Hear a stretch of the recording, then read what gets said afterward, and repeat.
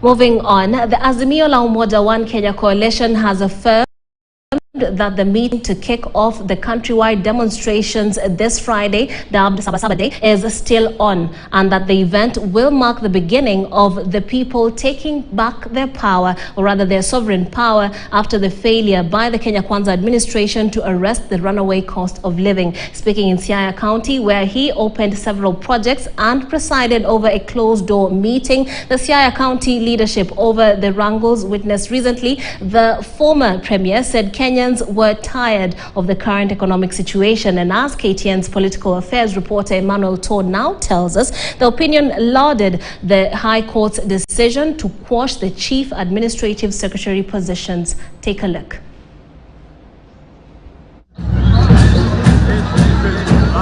Speaking in his Siaya County backyard after a series of meetings with the people during the launch of several projects, the Azimio La Umoja One Kenya coalition leader Raila Odinga reiterated that the Friday Saba Saba meeting at Kamukunji grounds was still on,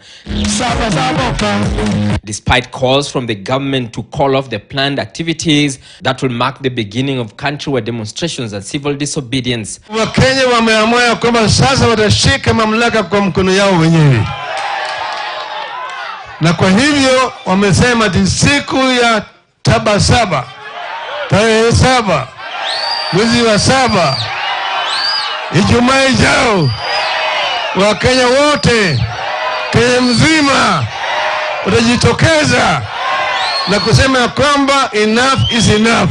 Ruto, now by increasing the price of fuel, you are through the back door increasing the burden of the Kenyan people on transport, on everything that is used to produce using diesel, using fuel. Juzi ati wanatangaza ati wanaongeza watu wakubwa kubwa kama wabunge na mshahara, ili hali wananchi wa kawaida wanaumia hapa. Odinga said the people will invoke Article 1 of the Constitution and take back power from the current regime after President William Ruto signed into law the Finance Act 2023.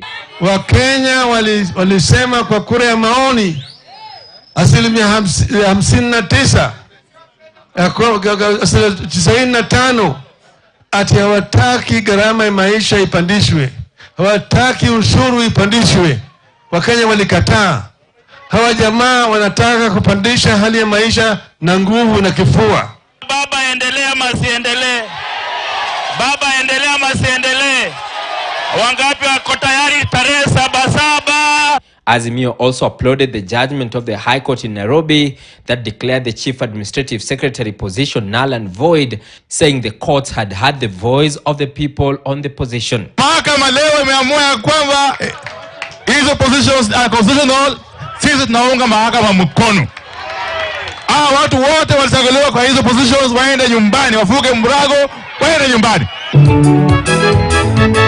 And as the party finalizes plans for the Kamukunji rally this Friday, the leadership has announced it will crack the whip on errant members before the day to weed out traitors. Tuko na women rep Esther Pasaris, tuko na Mheshimiwa Jalango, au baada kabla maandamano tarehe 7 tunakutana kama ODM kutoa kwa chama cha ODM. Simamie chama cha ODM na vuguvugu ya Azimio. Baba atatufikisha. Earlier, the ODM party leader held closed-door meetings with the leadership of the county government of Siaya to iron out the differences between the governor James Orengo and his deputy William Oduol. The DG survived an impeachment motion last week. Emmanuel Todd, KTN News. All right, it's time to pay some bills. On the other side of this short break, we're going to bring you the very latest in news and updates, of course, with an update on the Londiani tragedy.